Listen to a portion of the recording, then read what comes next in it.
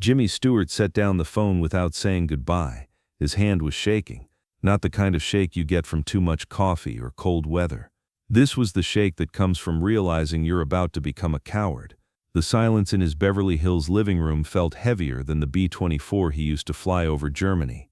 Outside, the California sun was shining like nothing had changed, but everything had changed. The man on the other end of that phone call had just asked him to do something that would either save his career or destroy his soul, and Jimmy already knew which one he was going to choose. The year was 1951, and Hollywood was eating itself alive, not with bombs or bullets but with whispers and lists and fear.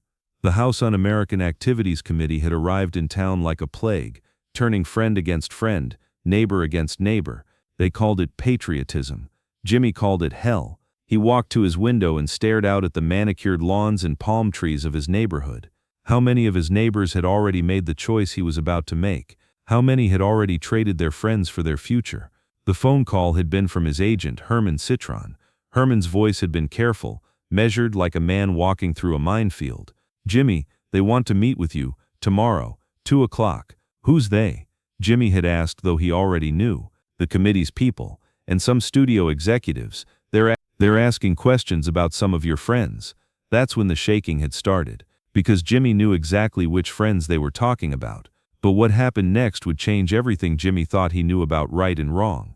To understand the weight of what Jimmy was carrying, you have to understand Hollywood in It wasn't the glamorous dream factory most people imagined. It had become a war zone where careers died not from bad performances, but from bad associations. The blacklist was real, and it was brutal. Writers, directors, actors, anyone who had ever attended the wrong meeting, signed the wrong petition, or even just been seen with the wrong people, could find themselves unemployable overnight. The fear was so thick you could taste it in the air at parties that nobody wanted to attend anymore. Jimmy had watched good men disappear. Larry Parks, who had made millions laugh in the Jolson story, had been forced to name names or lose everything. He chose to name names. John Garfield, the tough guy from Body and Soul, had refused to cooperate. His career died instantly, and 3 years later, so did he. Heart attack at 39. Everyone knew what really killed him. The committee had a simple deal. Come in, answer their questions, name some names of people who might have communist sympathies, and walk away with your career intact. Refuse, and join the ranks of the unemployable. It was a devil's bargain that had torn the soul out of Hollywood. Jimmy had been lucky so far. His war record made him nearly untouchable. He was Colonel James Stewart, recipient of the Distinguished Flying Cross, the man who had led bombing missions over Nazi Germany. His patriotism was unquestioned, but that protection only went so far, and now they wanted him to prove his loyalty in a different way. They wanted him to betray his friends. The friends they were asking about weren't random acquaintances. They were men Jimmy had known for years, men he respected, men who had never hurt anyone. Frank Fenton, the writer who had worked on some of Jimmy's best pictures. Mike Wilson, the director who had given Jimmy some of his most meaningful roles. Robert Rawson, who had written All the King's Men. These were good men who had made the mistake of believing in something different from what Washington wanted them to believe. Herman had been clear about what would happen if Jimmy refused to cooperate.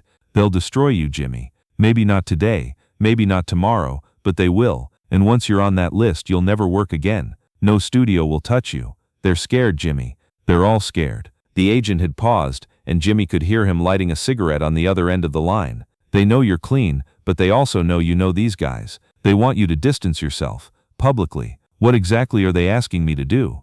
Jimmy had asked, though part of him didn't want to hear the answer. "They want names, Jimmy. They want you to confirm that these men attended certain meetings, held certain beliefs. They're not asking you to lie, just confirm what they already know." That's when Jimmy had hung up the phone, because he knew that what they were really asking him to do was betray everything he believed in.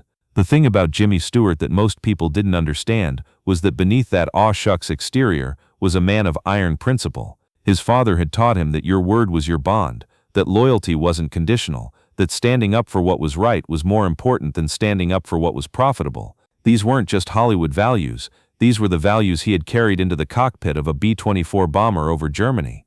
Yet here's what nobody expected to happen that night. Jimmy walked to his study and pulled out a bottle of bourbon. He poured himself 3 fingers and sat in his leather chair, the same chair where he read scripts and made career decisions. But this wasn't about his career anymore. This was about who he was going to be for the rest of his life. He thought about Mike Wilson, the director.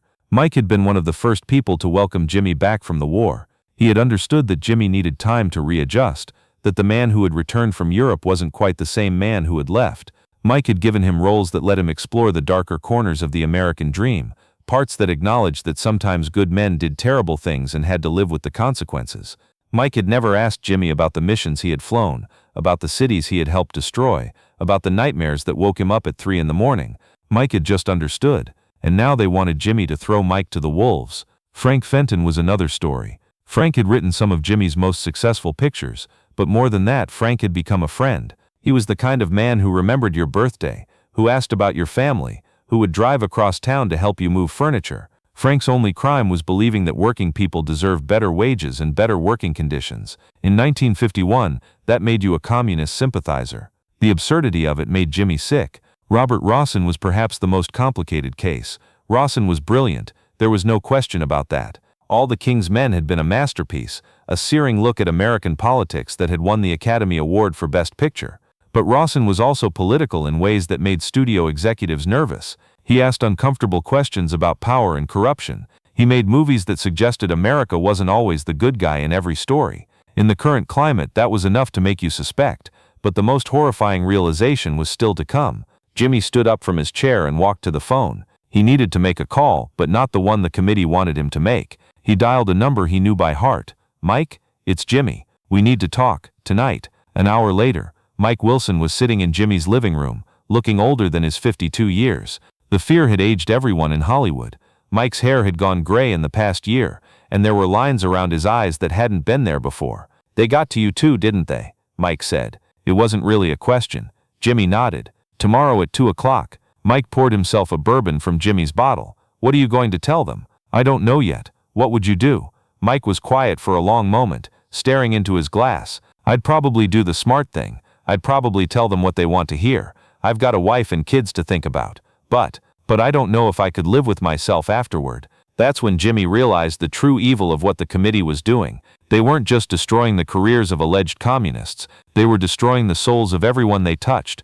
They were turning good men into informants and cowards. They were making betrayal seem reasonable, even necessary. But Jimmy Stewart had learned something over the skies of Germany that the committee hadn't counted on. He had learned that sometimes the right thing to do was also the hardest thing to do. He had learned that courage wasn't the absence of fear, it was doing what needed to be done despite the fear. And he had learned that some things were more important than survival. The next morning, Jimmy woke up early. He had barely slept, but his mind was clear for the first time in weeks. He knew what he had to do. At 1:30 in the afternoon, James Stewart walked into the offices of the House Un-American Activities Committee's Los Angeles representatives. He was wearing his best suit, the same one he wore to premieres and award ceremonies. If he was going to destroy his career, he was going to do it in style. The room was smaller than he had expected, and more crowded. There were 3 committee representatives, 2 FBI agents, and 4 studio executives. Everyone was smoking. The air was thick with tension and tobacco smoke. "Mr. Stewart," said the lead committee representative, a thin man with cold eyes named Richardson, "thank you for coming in. We know this isn't easy, but your cooperation is essential for the security of our industry and our nation." Jimmy nodded politely. "I'm here to help in any way I can." Richardson smiled, but it didn't reach his eyes. "Excellent. Now we have some questions about certain individuals you've worked with. We believe you can help us understand their activities." He opened a file folder and pulled out several photographs. "Do you recognize these men?" Jimmy looked at the photos. Mike Wilson, Frank Fenton, Robert Rawson, 3 other men he knew less well but had worked with over the years. All good men, all about to be destroyed. "I recognize them," Jimmy said quietly. "Good. Now we'd like you to tell us about their political activities. Did any of these men ever discuss communist ideology with you? Did they ever try to recruit you to attend meetings or sign petitions? Did they ever express anti-American sentiments?" The room was completely silent. 6 powerful men waited for Jimmy Stewart to destroy 6 other men with his words.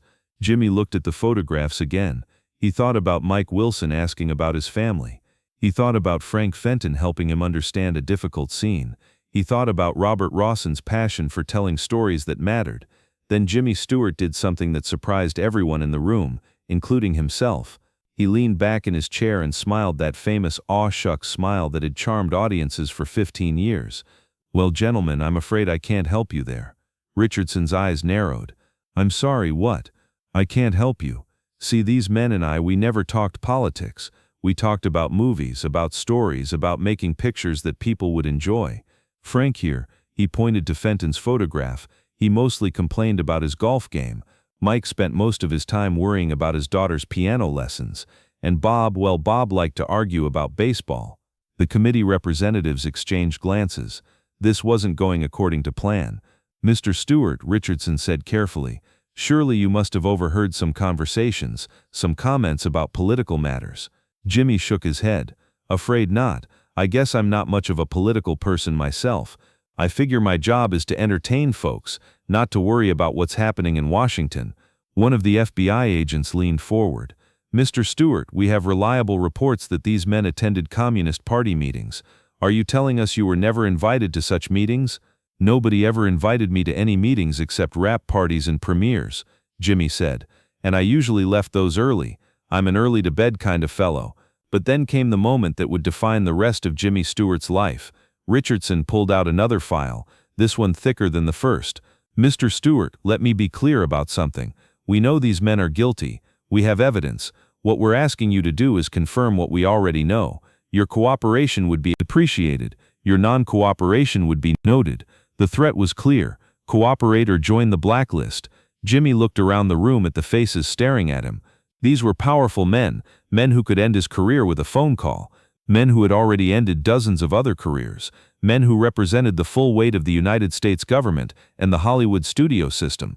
And Jimmy Stewart, son of a small-town hardware store owner, veteran of 30 bombing missions over Nazi Germany, realized that this was his war. This was his moment to decide what kind of man he was going to be. He stood up slowly, his 6'3" frame unfolding like a question mark straightening into an exclamation point. Gentlemen, he said in that distinctive drawl that had made him famous, I came here today prepared to answer your questions honestly. And I have. I don't know anything about communist meetings or anti-American activities. All I know is that these men are good Americans who work hard and care about their families. Richardson's face was turning red. Mr. B. Stewart, I don't think you understand the gravity of this situation. Jimmy picked up his hat from the table. Oh, I understand perfectly. You want me to destroy my friends to save my career. And I'm telling you I won't do it. He walked toward the door, then stopped and turned back. There's one more thing you should know. If any of these men find themselves unable to work because of this investigation, I'll make sure everyone in Hollywood knows why. Good day, gentlemen. The silence that followed Jimmy's exit was deafening. In that room full of powerful men, the guy from Indiana who made movies about small-town values had just reminded them what those values actually meant. The consequences were swift and brutal, but not in the way Jimmy had expected. Within a week, word had spread through Hollywood about what had happened in that room. But instead of destroying Jimmy's career, his refusal to cooperate had made him a different kind of hero. Directors who had been afraid to speak out began quietly reaching out to the blacklisted writers and actors. Producers who had been following the committee's demands began to question whether they were doing the right thing. Jimmy Stewart's stand had given others permission to find their own courage. But the real victory was smaller and more personal. Mike Wilson kept working, though he had to use pseudonyms for several years. Frank Fenton eventually returned to writing under his own name. Robert Rawson was blacklisted for several years, but he came back stronger than ever and won Academy Awards for The Hustler and Lilies of the Field. The committee's investigation gradually lost momentum as more people followed Jimmy's example. The blacklist didn't disappear overnight, but it began to weaken as people remembered that American values included loyalty, courage, and the right to believe what you wanted to believe. Jimmy never spoke publicly about that day in the committee's office. When reporters asked him about it, he would just smile and say, I try to mind my own business and let other folks mind theirs. But those who knew him understood that he had fought and won the most important battle of his life. Years later, when the blacklist was just a dark memory and the men who had orchestrated it were themselves forgotten, Jimmy Stewart would sometimes sit in his study and pour himself a bourbon. He would think about that day when he had to choose between his career and his conscience, and he would smile, knowing that he had chosen correctly. The phone on his desk would ring sometimes, and it might be Mike Wilson calling to complain about his golf game, or Frank Fenton calling to talk about his daughter's piano recital. And Jimmy would know that some things were worth more than money, or fame, or safety. Some things were worth everything. In the end, the story of Jimmy Stewart and the Hollywood blacklist isn't about politics or patriotism or even courage, really. It's about friendship. It's about the simple idea that you don't abandon the people who matter to you when times get tough.